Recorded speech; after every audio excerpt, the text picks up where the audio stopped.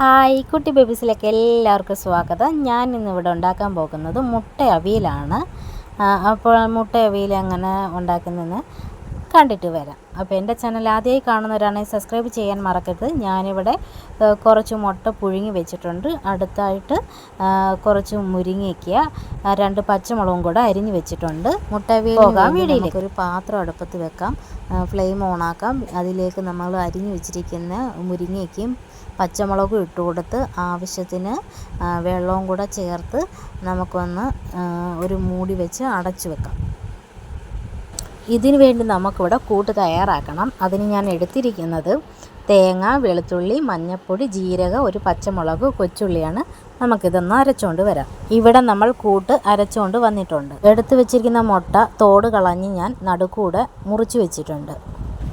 ഇനി നമുക്ക് അടുപ്പിൽ വെച്ചിരിക്കുന്ന മുരിങ്ങയ്ക്ക നോക്കാം. മുരിങ്ങയ്ക്ക വെന്തിട്ടുണ്ട്. അതിലേക്ക് നമ്മൾ അരച്ച് വെച്ചിരുന്ന കൂട്ട് തട്ടിയിട്ട് കൊടുക്കാം. കൂട്ടിന് ആവശ്യമായ ഉപ്പും കൂടെ ചേർത്ത് നല്ലതുപോലെ നമുക്കൊന്ന് ഇളക്കി കൊടുക്കാം.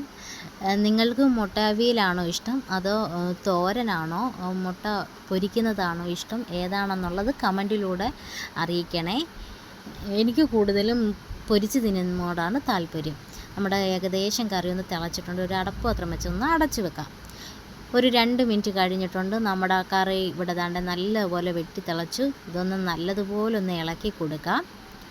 ആവശ്യത്തിനുള്ള ഉപ്പിട്ടോണം. ഇനി നമുക്ക് ഇതിലേക്ക് നമ്മൾ അരിഞ്ഞു വെച്ചിരിക്കുന്ന മുട്ടകൾ ഓരോന്നോരോന്നായി ഇട്ട് കൊടുക്കാം. പൊതുവേ എൻ്റെ വീട്ടിൽ ഇതുപോലെ മുട്ട അവിയൽ വെക്കാറില്ല.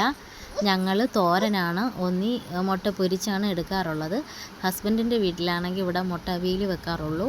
അങ്ങനെ ഇപ്പം നമ്മൾ സ്ഥിരം ഇവിടെ മുട്ട അവിയലായിട്ടാണ് വെക്കാറുള്ളത്. പൊരിച്ചാലും കുട്ടികൾക്ക് തിന്നാൻ താല്പര്യക്കുറവൊക്കെ തന്നെ. അതുപോലെ അവിയൽ വെച്ചാലും സ്കൂളിൽ നിന്നൊക്കെ കിട്ടുന്ന മുട്ട പോലും കുട്ടികൾ കഴിക്കാറില്ല. അങ്ങനെ നമ്മളിവിടെ മുട്ടകൾ ഓരോന്നോരോന്നായി പറക്കി വെച്ച് കഴിഞ്ഞു. ഇതിന് മുകളിലേക്ക് കുറച്ച് മുളക് പൊടി ഇട്ട് കൊടുക്കാം. അതിന് ശേഷം നമ്മൾ തവി കൊണ്ട് കുറേശ്ശെ കറി എടുത്ത് ഓരോ മുട്ടയുടെ മുകളിലേക്ക് ഇതുപോലെ തേച്ച് കൊടുക്കണം.